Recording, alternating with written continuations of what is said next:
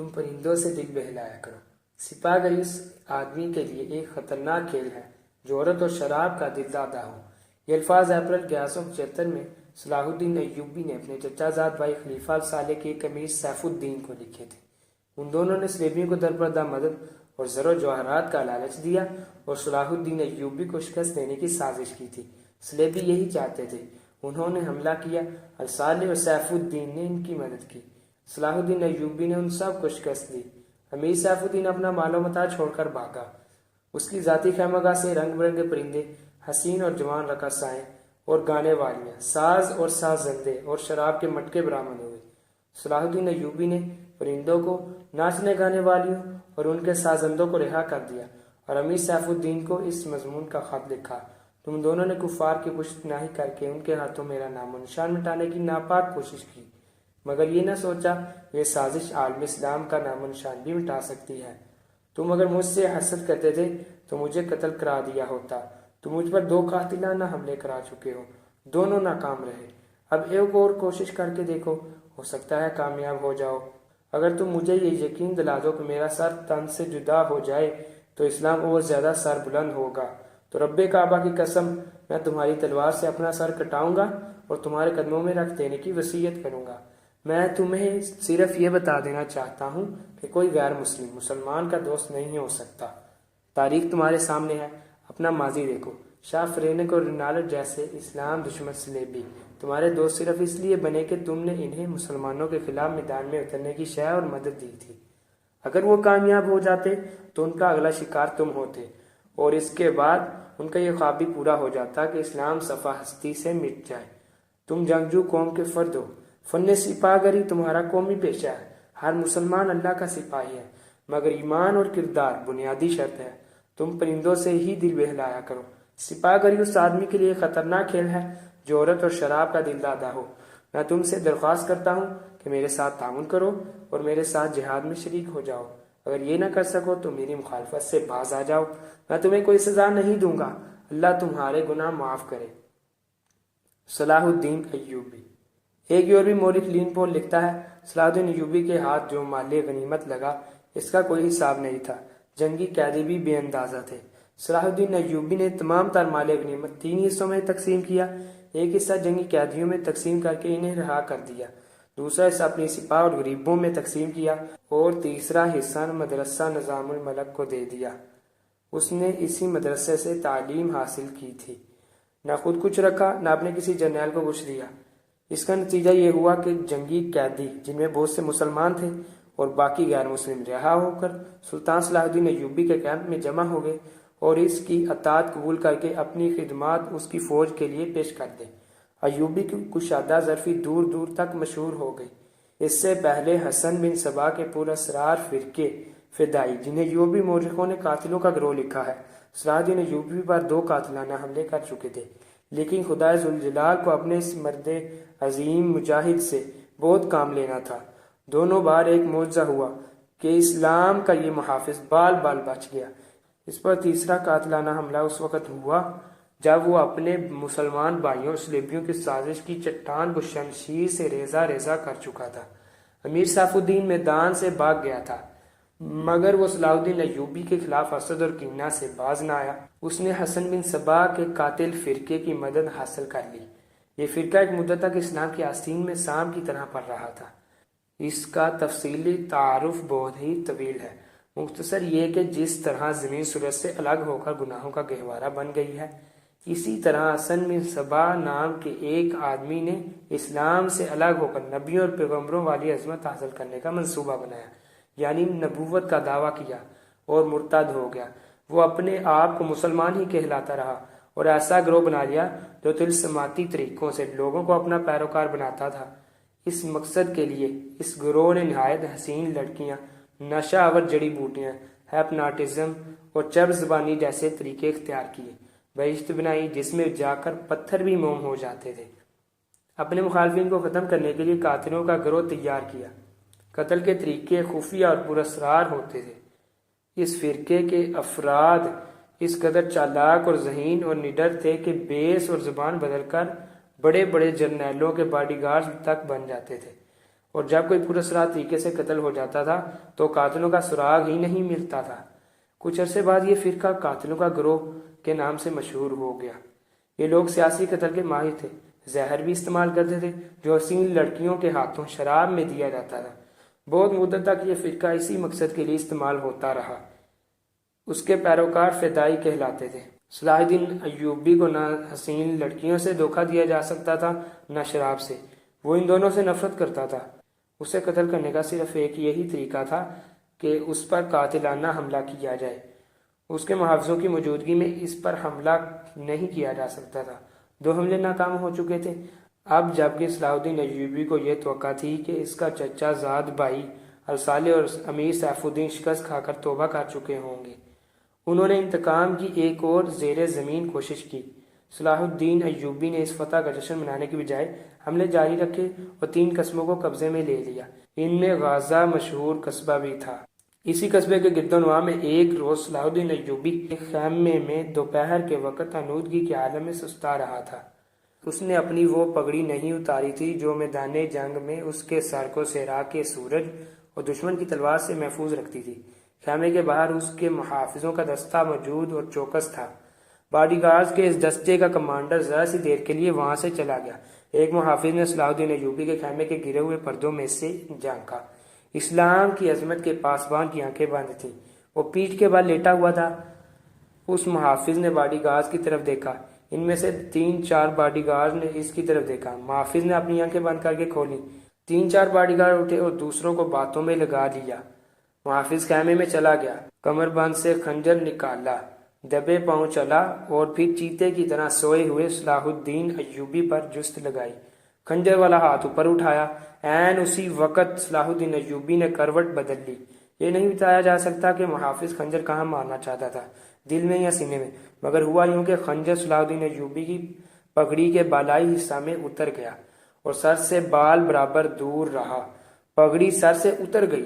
صلاح الدین ایوبی بجلی کی تیزی سے اٹھا۔ اسے یہ سمجھنے میں دیر نہ لگی کہ یہ سب کیا ہے۔ اس پر اس سے پہلے ایسے 2 قاتلانہ حملے ہو چکے تھے۔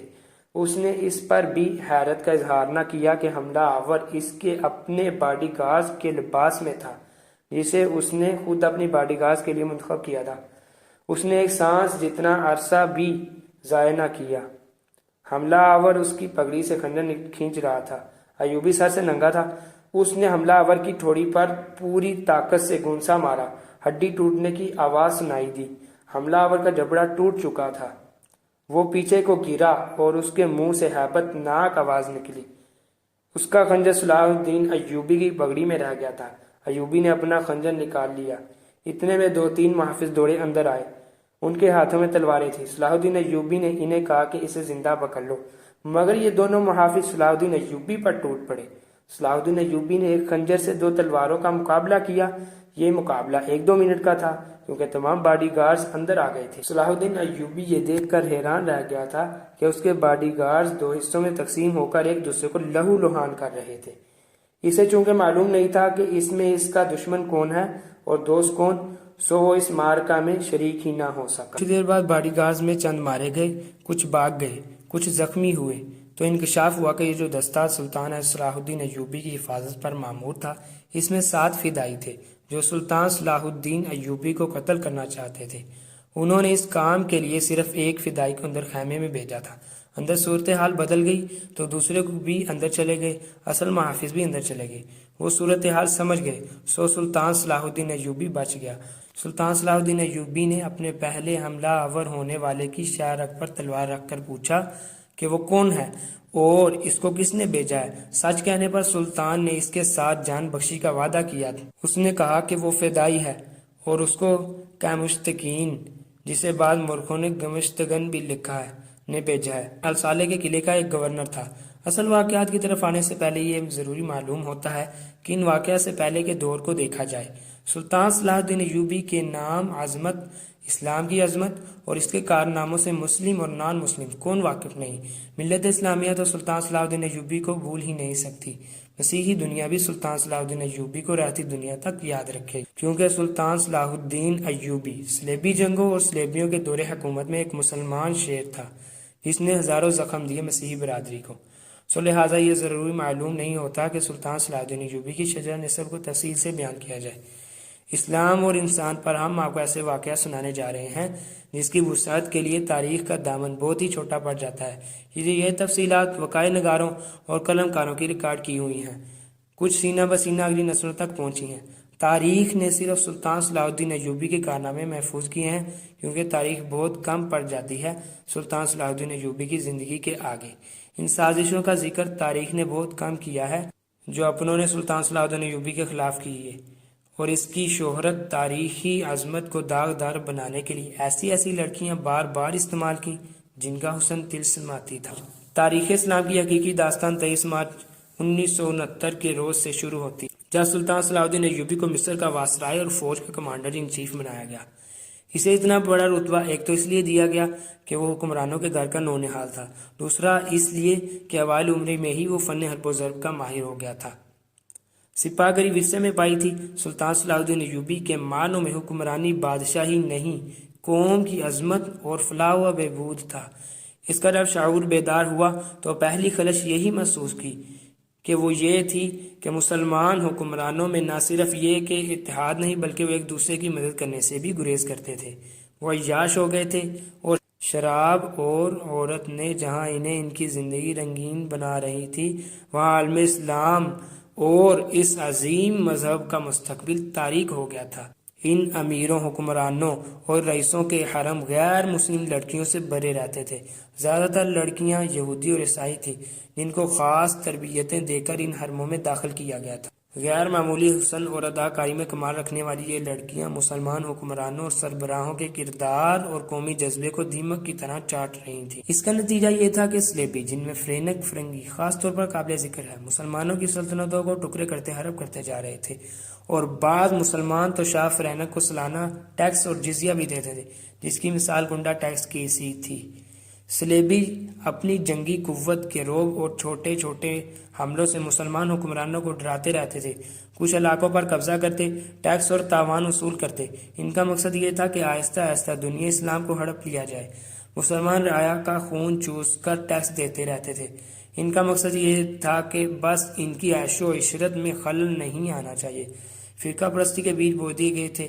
ان میں سب سے زیادہ خطرناک فرقہ سنوی سپاہ کا تھا، جو صلاح الدین ایوبی کی جوانی سے 1 صدی پہلے وجود میں آیا تھا۔ یہ وفاد پرستوں کا ٹولہ تھا، بے حد خطرناک اور پر اسرار۔ یہ لوگ اپنے آپ کو فدائی کہلاتے تھے، جو بعد میں حشیشین کے نام سے مشہور ہوئے، کیونکہ وہ حشیش نامی ایک نشہ آور شے سے دوسروں کو اپنے جال میں پھنساتے تھے۔ سلطان صلاح الدین ایوبی نے مدرسہ نظام الملک میں تعلیم حاصل کی۔ یاد رہے کہ نظام الملک دنیا اسلام کے ایک وزیر تھے۔ یہ مدرسہ انہوں نے تعمیر کیا جس میں اسلامی تعلیم دی جاتی تھی اور بچوں کو اسلامی تاریخ اور نظریات سے بہرہ کیا جاتا تھا۔ مورخ ابن الاطہر کے مطابق نظام الملک حسن بن صبا کے فدائیوں کا پہلا شکار ہوئے تھے، کیونکہ وہ رومیوں کی توسیع پسندی کی راہ میں چٹان بنے ہوئے تھے۔ رومیوں نے 1991 میں انہیں فدائیوں کے ہاتھوں قتل کرا دیا۔ ان کا مدرسہ قائم رہا۔ صلاح الدین ایوبی نے وہیں تعلیم حاصل کی۔ اسی عمر میں اس نے سپاہ گری کی تربیت اپنے بزرگوں سے لی۔ نور الدین زنگی نے اسے جنگی چالیں سکھائیں، ملک کے انتظامات کے سبق دیے اور ڈپلومیسی میں مہارت دی۔ اس تعلیم و تربیت نے اس کے اندر وہ جذبہ پیدا کر دیا جس نے آگے چل کر اسے سلیبیوں کے لیے بجلی بنا دیا۔ اوائل جوانی میں ہی اس نے وہ ذہانت اور اہلیت حاصل کر لی تھی جو ایک سالار اعظم کے لیے ضروری ہوتی ہے۔ صلاح الدین ایوبی نے فن حرب و ضرب میں جاسوسی، انٹیلیجنس، کمانڈو اور گوریلا آپریشن کو خصوصی اہمیت دی۔ اس نے دیکھ لیا تھا کہ سلیبی جاسوسی کے میدان میں آگے نکل گئے ہیں اور وہ مسلمانوں کے نظریات پر نہایت کارگر حملے کر رہے ہیں۔ صلاح الدین ایوبی نظریات کے محاذ پر لڑنا چاہتا تھا جس میں تلوار استعمال نہیں ہوتی تھی۔ اس کہانی میں آگے چل کر آپ دیکھیں گے کہ اس کی تلوار کا وار تو گہرا ہوتا ہی تھا، اس کی محبت کا وار اس سے کہیں زیادہ مار کرتا تھا۔ اس کے لیے تحمل اور بردباری کی ضرورت ہوتی ہے جو اس نے اوائل عمری میں ہی اپنے آپ میں پیدا کر لی تھی۔ اسے جب مصر کا وائسرائے اور کمانڈر ان چیف بنا کر بھیجا گیا تو ان سینئر افسروں نے ہنگامہ برپا کر دیا جو اس عہدے کی آس لگائے بیٹھے تھے۔ ان کی نگاہوں میں صلاح الدین ایوبی ابھی طفل مکتب تھا، مگر اس طفل مکتب نے جب ان کا سامنا کیا، ان کی باتیں سنی، تو ان کا احتجاج سرد پڑ گیا۔ مورخ لین پول کے مطابق صلاح الدین ایوبی ڈسپلن کا بڑا ہی سخت ثابت ہوا۔ اس نے تفریح، عیاشی اور آرام کو اپنے لیے اور اپنی فوج کے لیے حرام قرار دے دیا۔ اس نے اپنی دماغی اور جسمانی قوتوں کو صرف اس مقصد پر مرکوز کر دیا کہ سلطنت اسلامیہ کو مستحکم کرنا ہے اور صلیبیوں کو اس سرزمین سے نکالنا ہے۔ فلسطین پر وہ ہر قیمت پر قبضہ کرنا چاہتا تھا۔ اس نے یہی مقاصد اپنی فوج کو دیے۔ مصر کا واسطہ بن کر اس نے کہا، خدا نے مجھے مصر کی سرزمین دی ہے، اس کی ذات باری مجھے فلسطین بھی ضرور عطا کرے گی۔ مگر مصر پہنچ کر اس پر انکشاف ہوا کہ اس کا مقابلہ صرف صلیبیوں سے نہیں بلکہ اپنے مسلمان بھائیوں نے اس کی راہ میں بڑے بڑے حسین جال بچھا رکھے ہیں جو صلیبیوں کے عزائم اور جنگی قوت سے زیادہ خطرناک ہیں۔ مصر میں صلاح الدین ایوبی کا استقبال جن زعماء نے کیا، ان میں ایک ناجی نامی سالار خصوصی اہمیت کا حامل تھا۔ ایوبی نے سب کو سر سے پاؤں تک دیکھا۔ اس کے ہونٹوں پر مسکراہٹ اور زبان پر پیار و محبت کی چاشنی تھی۔ بعض پرانے افسروں نے اسے ایسی نگاہوں سے دیکھا جن میں طنز تھی اور تمسخیر بھی۔ وہ صلاح الدین ایوبی کے نام سے واقف تھے یا اس کے متعلق یہ جانتے تھے کہ وہ حکمران خاندان کا فرد ہے اور اپنے چچا کا جانشین ہے۔ وہ یہ بھی جانتے تھے کہ نور الدین زنگی کے ساتھ اس کا کیا رشتہ ہے۔ ان نگاہوں میں سلطان صلاح الدین ایوبی کی اہمیت بس اس کے خاندان کی بدولت تھی، یا اس وجہ سے انہوں نے اسے اہمیت دی کہ وہ مصر کا فوجی واسرائے بن کر آیا تھا۔ اس کے سوا انہوں نے صلاح الدین ایوبی کو کوئی وقت نہ دی۔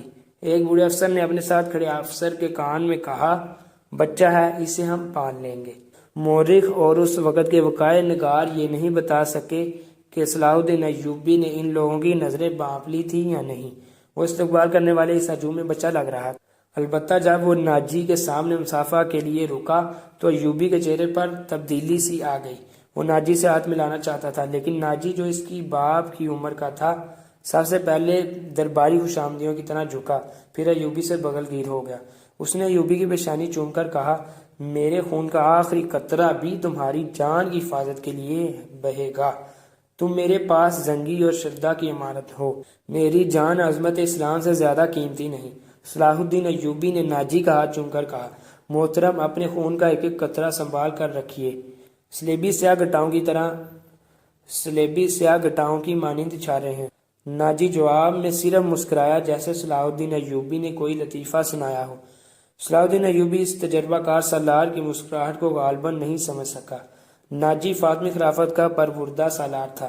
وہ مصر میں باڈی گارڈز کا کمانڈر تھا جس کی نفری 50,000 تھی اور ساری کی ساری نفری سوڈانی تھی۔ یہ فوج اس دور کے جدید ہتھیاروں سے مسلح تھی اور یہ فوج ناجی کا ہتھیار بن گئی تھی جس کے زور پر وہ بے تاج بادشاہ بنا بیٹھا تھا۔ وہ سازشوں اور مفاد پرستی کا دور تھا۔ اسلامی دنیا کی مرکزیت ختم ہو چکی تھی۔ صلیبیوں کی بھی نہایت دلکش تخریب کاریاں شروع ہو چکی تھی۔ زر پرستی اور تیش کا دورہ تھا۔ جس کے پاس ذرا سی بھی طاقت تھی اسے وہ اپنے اقتدار کے تحفظ کے لیے اور دولت سمیٹنے کے لیے استعمال کرتا تھا۔ سوڈانی باڈی گارڈ فوج کا کمانڈر ناجی مصر میں حکمرانوں اور دیگر سربراہوں کے لیے دہشت بنا ہوا تھا۔ خدا نے اسے سازش ساز دماغ دیا تھا۔ اسے اس دور کا بادشاہ ساز کہا جاتا تھا۔ بنانے اور بگاڑنے میں خصوصی مہارت رکھتا تھا۔ اس نے صلاح الدین ایوبی کو دیکھا تو اس کے چہرے پر بالکل اسی طرح مسکراہٹ آ گئی جس طرح کمزور سی بھیڑ کو دیکھ کر بھیڑیے کے دانت نکل آتے ہیں۔ ایوبی اس ظاہر اندھ کو نہ سمجھ سکا۔ اس کے لیے سب سے زیادہ اہم آدمی ناجی ہی تھا، کیونکہ وہ 50,000 باڈی گارڈز کا کمانڈر تھا اور صلاح الدین ایوبی کو اس فوج کی ضرورت تھی۔ صلاح الدین ایوبی سے کہا گیا کہ حضور بڑی لمبی مسافت سے تشریف لائے ہیں، پہلے آرام کر لیں۔ تو اس نے کہا، میرے سر پر جو دستار رکھی گئی ہے میں اس کے اہل نہ تھا۔ اس دستار نے میرا آرام اور میری نیند ختم کر دی ہے۔ کہ آپ حضرات مجھے اس چھت کے نیچے نہیں لے کر چلیں گے جہاں میرے فرائض میرا انتظار کر رہے ہیں؟ کیا حضور کام سے پہلے طعام لینا پسند نہیں فرمائیں گے؟ اس کے نائب نے پوچھا۔ صلاح الدین ایوبی نے کچھ سوچا اور ان کے ساتھ چل پڑا۔ لمبے تڑنگے کبھی ہیکل باڈی گارڈز اس عمارت کے سامنے دو رویہ کھڑے تھے جس میں یہ کھانے کا انتظام کیا گیا تھا۔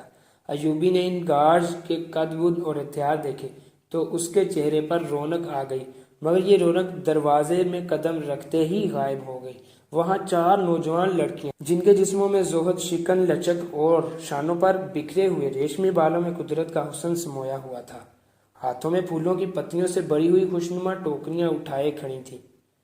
انہوں نے صلاح الدین ایوبی کے راستے میں پتیاں بکھیرنی شروع کر اور اس کے ساتھ دف کی تال پر طاؤس، در، رباب اور شہنائیوں کا محصور کن نغمہ ابھرا۔ ایوبی نے راستے میں پھولوں کی پتیاں دیکھ کر قدم پیچھے کر لیا۔ ناجی اور اس کا نائب اس کے دائیں بائیں تھے، وہ دونوں جھک گئے اور اسے آگے چلنے کی دعوت دی۔ یہ وہ انداز تھا جسے مغل بادشاہوں نے ہندوستان میں رائج کیا تھا۔ صلاح الدین ایوبی پھولوں کی پتیاں مسلنے نہیں آیا۔ ایوبی نے ایسی مسکراہٹ سے کہا جو ان لوگوں نے پہلے کم ہی کبھی کسی کے ہونٹوں پر دیکھی تھی، ہم حضور کے راستے میں آسمان سے تارے بھی نوچ کر بچھا سکتے ہیں۔ ناجی نے کہا اگر میری راہ میں کچھ بچھانا چاہتے ہو تو وہ ایک ہی چیز ہے جو میرے دل کو باتی ہے۔ صلاح الدین ایوبی نے کہا آپ حکم دیں۔ نائب نے کہا وہ کون سی چیز ہے جو حضور کے دل کو باتی ہے؟ سلیبیوں کی لاشیں۔ صلاح الدین ایوبی نے مسکرا کر کہا، مگر فوراً ہی اس کی مسکراہٹ غائب ہو گئی، اس کی آنکھوں سے شعلے نکلنے لگے۔ اس نے دھیمی آواز جس میں قہر اور عتاب چھپا ہوا تھا کہا، مسلمانوں کی زندگی پھولوں کی سیج، جانتے نہیں ہو سلیبی سلطنت اسلامیہ کو چوہوں کی طرح کھا رہے ہیں، اور جانتے ہو کہ وہ کیوں کامیاب ہو رہے ہیں؟ صرف اس لیے کہ ہم نے پھولوں کی پتیوں پر چلنا شروع کر دیا ہے۔ ہم نے اپنی بچیوں کو ننگا کر کے ان کی عصمتیں روند ڈالی ہیں۔ میری نظریں فلسطین پر لگی ہوئی ہیں۔ تم میری راہ میں پھول بچھا کر مصر سے بھی اسلام کا پرچم اتروا دینا چاہتے ہو۔ اس نے سب کو ایک نظر دیکھا اور دبدبے سے کہا، اٹھا لو یہ پھول میرے راستے سے، میں نے ان پر قدم رکھا تو میری روح کانٹوں سے چھنی ہو جائے گی۔ ہٹا دو لڑکیوں کو میرے راستے سے، کہیں ایسا نہ ہو کہ میری تلوار ان کے اتنے دلکش سنہرے بالوں میں الجھ کر بیکار ہو جائے۔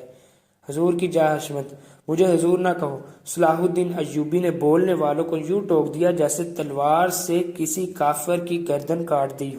اس نے کہا، حضور وہ ہیں جن کا تم کلمہ پڑھتے ہو اور جن کا میں غلام بے دام ہوں۔ میری جان فدا ہو ان حضور صلی اللہ تعالیٰ علیہ وآلہ وسلم پر جن کے مقدس پیغام کو میں نے سینے پر کندھا کر رکھا ہے۔ میں یہی پیغام لے کر مصر آیا ہوں۔ سلیبی مجھ سے یہ پیغام چھین کر بحیرہ روم میں ڈبو دینا چاہتے ہیں، شراب میں غرق کر دینا چاہتے ہیں۔ میں بادشاہ بن کے نہیں آیا۔ لڑکیاں کسی کے اشارے پر پھولوں کی پتیاں سمیٹ کر وہاں سے ہٹ گئی تھیں۔ صلاح الدین ایوبی تیزی سے دروازے کے اندر چلا گیا۔ ایک وسیع کمرہ تھا، اس میں ایک لمبی میز رکھی تھی جس پر رنگ برنگ کے کھانے پھول بکھرے ہوئے تھے اور ان کے درمیان بروسٹ کیے ہوئے بکروں کے بڑے بڑے ٹکڑے، سالم مرغ اور جانے کیسے کیسے کھانے سجے ہوئے تھے۔ صلاح الدین ایوبی رک گیا اور اپنے نائب سے پوچھا، کیا مصر کا ہر ایک باشندہ اسی قسم کا کھانا کھاتا ہے؟ نہیں حضور، نائب نے جواب دیا، غریب لوگ تو ایسے کھانے کے خواب بھی نہیں دیکھ سکتے۔ تم کس قوم کے فرد ہو؟ صلاح الدین ایوبی نے پوچھا، کیا ان لوگوں کی قوم الگ ہے جو ایسے کھانوں کے خواب بھی نہیں دیکھ سکتے؟ کسی طرف سے کوئی جواب نہ پا کر اس نے کہا، اس جگہ جس قدر ملازم ہیں اور یہاں جتنے سپاہی ڈیوٹی پر ہیں ان سب کو اندر بلاؤ، یہ کھانا انہیں کھلا دو۔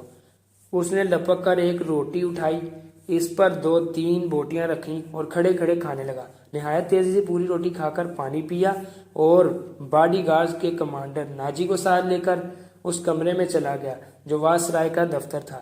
2 گھنٹے بعد ناجی باہر نکلا، دوڑ کر اپنے گھوڑے پر سوار ہوا، ریل لگائی اور نظروں سے اوجھل ہو گیا۔ رات ناجی کے کمرے میں اس کے 2 کمانڈرز جو اس کے معتمد اور ہمراز تھے اس کے پاس بیٹھے بھی شراب پی رہے تھے۔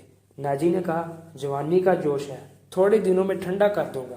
کم بخت جو بھی بات کرتا ہے کہتا ہے رب کعبہ کی قسم سلیبیوں کو سلطنت اسلامیہ سے باہر نکال کر دم لوں گا۔ صلاح الدین ایوبی، ایک کمانڈر نے طنزیہ کہا، اتنا بھی نہیں جانتا کہ سلطنت اسلامیہ کا دم نکل چکا ہے، آپ سوڈانی حکومت کریں گے۔ کیا آپ نے اسے نہیں بتایا کہ یہ 50,000 کا لشکر سوڈانی ہے؟ دوسرے کمانڈر نے ناجی سے پوچھا، اور یہ لشکر جسے وہ اپنی فوج سمجھتا ہے سلیبیوں کے خلاف نہیں لڑے گا؟ تمہارا دماغ ٹھکانے ہے اوروش؟ ناجی نے کہا، میں اسے یہ یقین دلایا ہوں کہ یہ 50,000 سوڈانی شیر اس کے اشارے پر سلیبیوں کے پرخچے اڑا دیں گے۔ لیکن ناجی چپ ہو کر سوچ میں پڑ گیا۔ لیکن کیا؟ اس نے مجھے حکم دیا ہے کہ مصر کے باشندوں کی ایک فوج تیار کرو۔ ناجی نے کہا، اس نے کہا ہے کہ ایک ہی ملک کی فوج مناسب نہیں ہوتی، وہ مصر کے لوگوں کو بھرتی کر کے ہماری فوج میں شامل کرنا چاہتا ہے۔ تو آپ نے کیا جواب دیا؟ میں نے کہا کہ آپ کے حکم کی تعمیل ہوگی۔ ناجی نے جواب دیا، مگر میں ایسے حکم کی تعمیل نہیں کروں گا۔ مزاج کا کیسا ہے؟ عروش نے پوچھا۔ ضد کا پکا معلوم ہوتا ہے، ناجی نے جواب دیا۔ آپ کی دانش اور تجربے کے سامنے تو وہ کچھ بھی نہیں لگتا۔ دوسرے کمانڈر نے کہا، نیا نیا امیر مصر بن کر آیا ہے، کچھ روز یہ نشہ طاری رہے گا، میں یہ نشہ اترنے نہیں دوں گا۔ ناجی نے کہا، اسے اسی نشے میں بد مست کر کے ماروں گا۔ بہت دیر تک یہ تینوں صلاح الدین ایوبی کے خلاف باتیں کرتے رہے اور اس مسئلے پر غور کرتے رہے کہ اگر صلاح الدین ایوبی نے ناجی کی بے تاج بادشاہی کے لیے خطرہ پیدا کر دیا تو وہ کیا کارروائی کریں گے۔ ادھر صلاح الدین ایوبی اپنے نائبین کو سامنے بٹھائے یہ ذہن نشین کرا رہا تھا کہ وہ حکومت کرنے نہیں آیا اور نہ کسی کو حکومت کرنے دے گا۔ اس نے انہیں کہا کہ اسے جنگی طاقت کی ضرورت ہے اور اس نے یہ بھی کہا کہ اسے یہاں کا فوجی ڈھانچہ بالکل پسند نہیں آیا۔ 50,000 باڈی گارڈ سوڈانی ہیں۔ ہمیں ہر خطے کے باشندوں کو یہ حق دینا چاہیے کہ وہ ہماری فوج میں آئیں، اپنے جوہر دکھائیں اور مال غنیمت سے اپنا حصہ وصول کریں۔ یہاں کے عوام کا معیار زندگی اسی طرح بلند ہو سکتا ہے۔ صلاح الدین ایوبی نے انہیں بتایا، میں نے ناجی سے کہہ دیا ہے کہ وہ عام بھرتی شروع کر دے۔ کیا آپ کو یقین ہے کہ وہ آپ کے حکم کی تعمیل کرے گا؟ ایک ناظم نے اس سے پوچھا، کیا وہ حکم کی تعمیل سے گریز کرے گا؟ وہ گریز کر سکتا ہے، ناظم نے جواب دیا۔ فوجی امور اسی کے سپرد ہیں، وہ کسی سے حکم لیا نہیں کرتا، اپنی منوایا کرتا ہے۔ صلاح الدین ایوبی خاموش رہا، جیسے اس پر کچھ اثر ہی نہ ہوا ہو۔ اس نے سب کو رخصت کر دیا اور صرف علی بن سفیان کو اپنے ساتھ رکھا۔ علی بن سفیان جاسوسی اور جوابی جاسوسی کا ماہر تھا۔ اسے صلاح الدین ایوبی بغداد سے اپنے ساتھ لایا تھا۔ وہ ڈیڑھ عمر آدمی تھا، اداکاری، چرب زبانی، بیس بدلنے میں مہارت رکھتا تھا۔ جنگوں میں اس نے جاسوسی کی بھی تھی اور جاسوسوں کو پکڑوایا بھی تھا۔ اس کا اپنا ایک گروہ تھا جو آسمان سے تارے بھی توڑ لاتا تھا۔ صلاح الدین ایوبی کو جاسوسی کی اہمیت سے واقفیت تھی۔ فنی مہارت کے علاوہ علی میں وہی جذبہ تھا جو صلاح الدین ایوبی میں تھا۔ تم نے سنا علی؟ صلاح الدین ایوبی نے کہا، یہ لوگ کہہ رہے ہیں کہ ناجی کسی سے حکم نہیں لیا کرتا، اپنی منوایا کرتا ہے۔ ہاں، علی نے جواب دیا، میں نے سن لیا ہے۔ اگر میں چہرے پہ چاندنے میں غلطی نہیں کرتا تو میری رائے میں باڈی گارڈز کا یہ کمانڈر جس کا نام ناجی ہے ناپاک ذہنیت کا انسان ہے۔ اس کے متعلق میں پہلے سے بھی کچھ جانتا ہوں۔ یہ فوج جو ہمارے خزانے سے تنخواہ لیتی ہے دراصل ناجی کی ذاتی فوج ہے۔ اس نے حکومتی حلقوں میں ایسی ایسی سازشیں کی ہیں جنہوں نے انتظامی ڈھانچے کو بے حد کمزور کر دیا ہے۔ آپ کا یہ فیصلہ بالکل بجا ہے کہ فوج میں یہاں کے ہر خطے کے سپاہی ہونے چاہیے۔ میں آپ کو تفصیلی معلومات فراہم کروں گا۔ مجھے شک ہے کہ سوڈانی فوج ناجی کی وفادار ہے، ہماری نہیں۔ آپ کو اس فوج کی تربیت اور تنظیم بدلنی پڑے گی یا ناجی کو سبکدوش کرنا پڑے گا۔ میں اپنی صفوں میں ہی اپنے دشمن پیدا نہیں کرنا چاہتا، صلاح الدین ایوبی نے کہا۔ ناجی گھر کا بیدی ہے، اسے سبکدوش کر کے اپنا دشمن بنا لینا دانش مندی نہیں۔ ہماری تلوار غیروں کے لیے ہے، اپنوں کا خون بہانے کے لیے نہیں۔ میں ناجی کی ذہنیت کو پیار و محبت سے بدل سکتا ہوں۔ تم اس فوج کی ذہنیت کو معلوم کرنے کی کوشش کرو، مجھے صحیح اطلاع دو کہ فوج کہاں تک ہماری وفادار ہے۔ مگر ناجی اتنا کچا آدمی نہیں تھا۔ اس کی ذہنیت پیار اور محبت کی بیڑیوں سے آزاد تھی۔ اسے اگر پیار تھا تو اپنے اقتدار اور شیطانیت کے ساتھ تھا۔ اس لحاظ سے وہ پتھر تھا، مگر جسے اپنے جال میں پھنسانا چاہتا تھا اس کے سامنے موم ہو جاتا تھا۔ اس نے صلاح الدین ایوبی کے ساتھ یہی رویہ اختیار کیا۔